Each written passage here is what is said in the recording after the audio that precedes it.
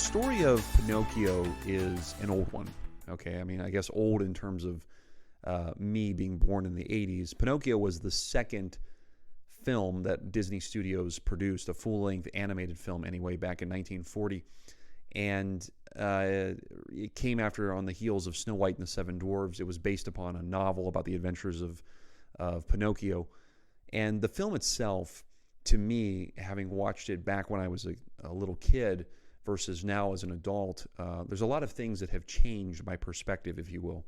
I mean, my kids are now watching a lot of older, animated movies, and it's kind of reopening me to what did this film mean to me when I was a kid, and what does it mean to me now?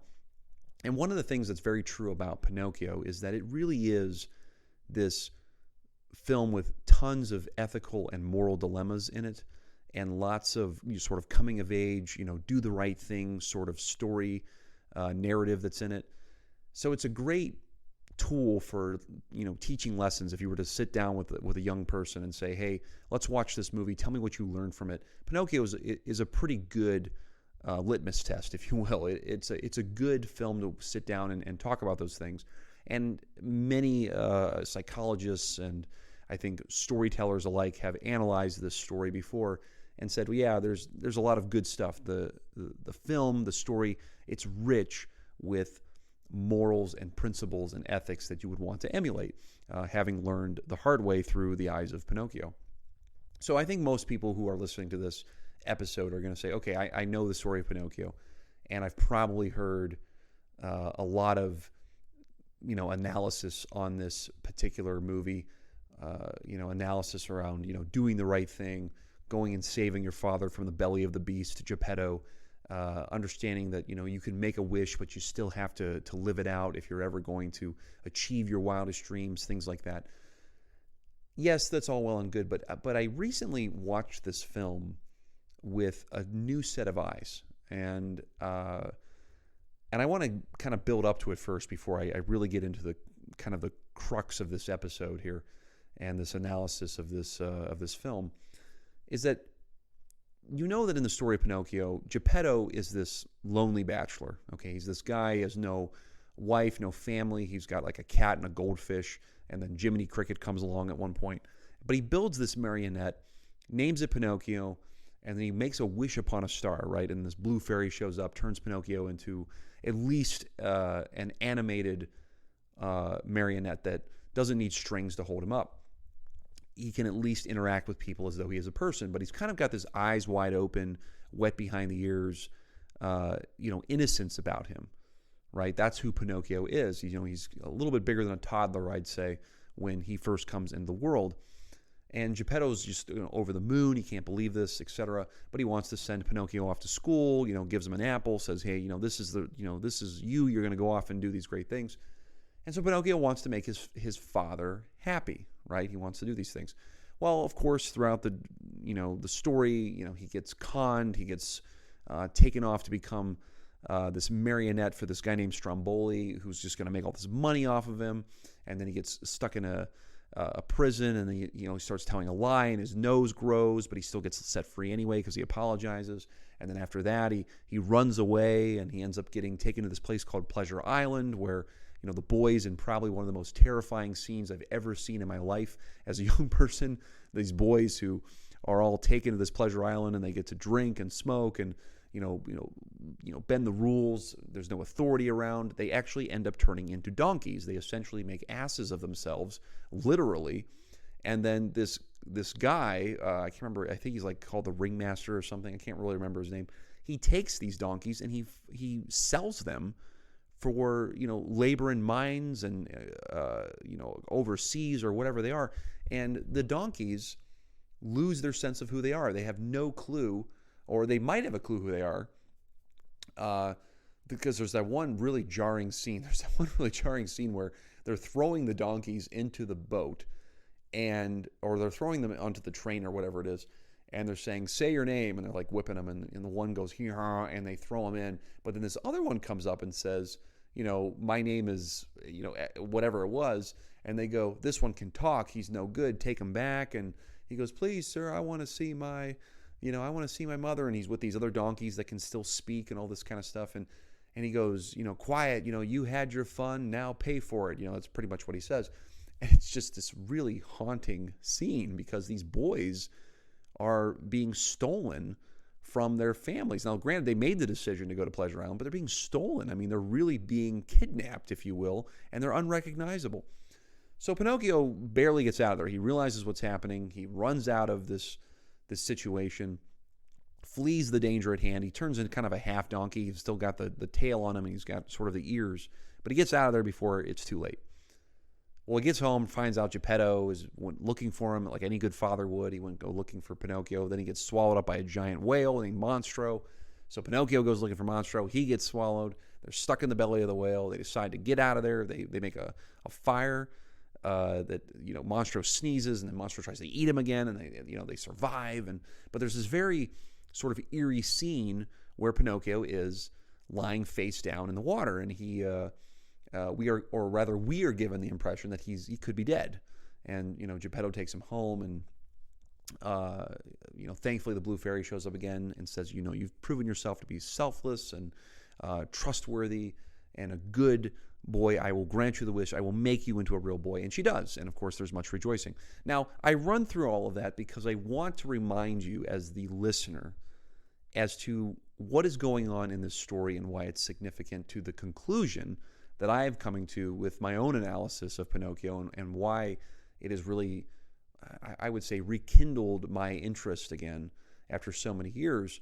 Because yes, I've heard analysis of Pinocchio and how there's this desire to save one's father, and there are all the moral dilemmas I talked about that I kind of ran through there, rather quickly during the plot of this film. But where I'm at now in my life with small children and my wife and I looking over them, having 3 of our own and one more that we're looking to adopt, it almost feels like this movie has this undertone of adoption. It really does. And that's what I wanted to really kind of just unpack or even mention here at the end of this podcast, is that if you look at from beginning to end, I mean, Geppetto, like I said, he's a bachelor, okay? He doesn't have a family that he calls his own. He wishes he had a son, so he makes one. He makeshifts a marionette as if this could be his son. And of course, his wish is granted because it's Disney and everything. But the fact of the matter is that Pinocchio consistently makes the wrong choices. He goes off on his own, and we start to explore sort of the dangerous underbelly of human nature. We start to see that people will be selfish. They'll try to take advantage of people who don't know any better. Even though Jiminy Cricket serves as his conscience, he still has the ability to go against his conscience. Pinocchio we're speaking of. And he just winds up in big trouble. And many of the times he's in big trouble is because he doesn't have his dad with him. He doesn't have someone over top of him protecting him from these things. Now, granted, that's the point of the story, is that he's wrestling with his conscience, which is Jiminy Cricket. He's wrestling with the right thing to do, and we get to see that play out. But in the end, he returns to his father, who is mourning over the loss of his son, and they're able to escape together. And then finally he gets to be called a real boy. And Geppetto, of course, is over the moon for this, and he just says, you are a real boy, and this calls for a celebration, and we're going to sing and dance, all this kind of stuff. Pinocchio's an orphan. Okay, he's not blood and bones and boy, flesh and blood of Geppetto. He would be technically an orphan. If you were to take a DNA test of Geppetto and Pinocchio at this particular day, people would go, well, that's not really Geppetto's naturally born son. It's somebody else's. I mean, maybe his blood type is like oak, or something like that. I don't know. Probably a poor joke, and I won't have the guts to edit it out later, so we'll just keep rolling. But anyway, the point is, Pinocchio's an orphan. He wasn't born naturally, at least in the sense of, he knew his mom or knew his real dad, but this is his father. This is the one he calls his dad, and he's old enough to understand that.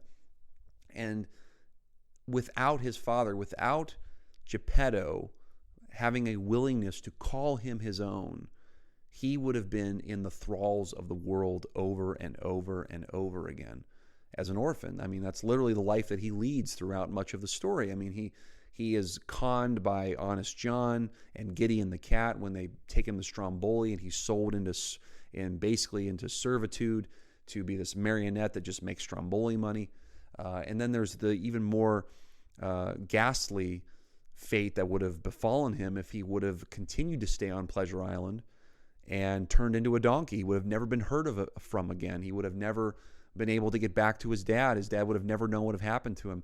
And to me, that's the really grisly part of it, is that is the fate of so many orphans. That is the fate of so many, not just boys, but girls around the world who don't have families. They don't have a father or a mother overseeing them that can protect them from these things.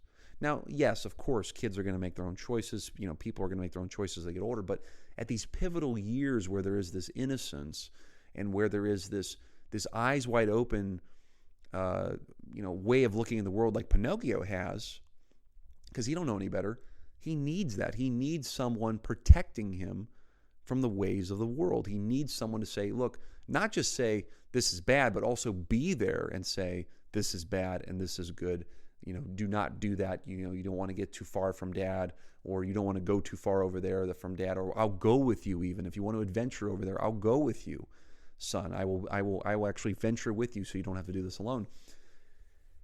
And that really, like I said, that really spoke to me. I mean, granted, my wife and I are in the midst of adopting ourselves, and maybe that's the whole reason why my eyes were open a little bit to this. But the story feels like an orphan lost, or who was sought after, and finally gets to find a place to call home. I mean, after all the trials and tribulations of what the world wants to just take him under, Geppetto takes him in and calls him his own and says, you are a real boy, you are my son. And what an amazing feeling that would be. Now, granted, for my sake, I've been extremely fortunate to have both of my birth parents around me, as long as I can remember. But I know so many other people that aren't like that. They grew up with one parent, or maybe they grew up as an adopted child, and their adopted parents can be great, but there's still that sense of loss of, well, who are my real parents? Where did I come from? Why was I made and then forgotten about in some sense?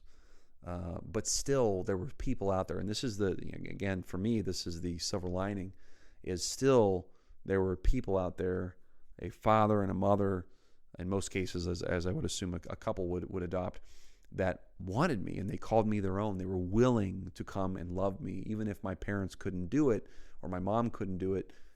They gave me life. My mother gave me life. My father gave me life. And then my adoptive mom and dad, who have taken me in to love me. What a beautiful story that is in the story of adoption. Now, of course, I'm saying this all wide-eyed now because I haven't gone through the process completely yet.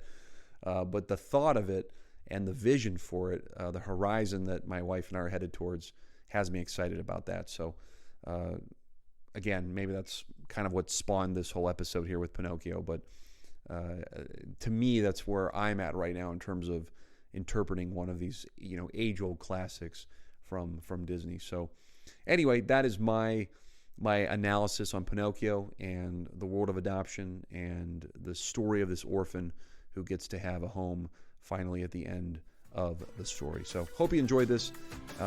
As always, leave a comment or send me a note if you liked the episode or you thought it was total garbage. I accept both criticism and incredible compliments. So just keep them coming my way. I appreciate it as always. This is JCL Felto for The Writer's Life.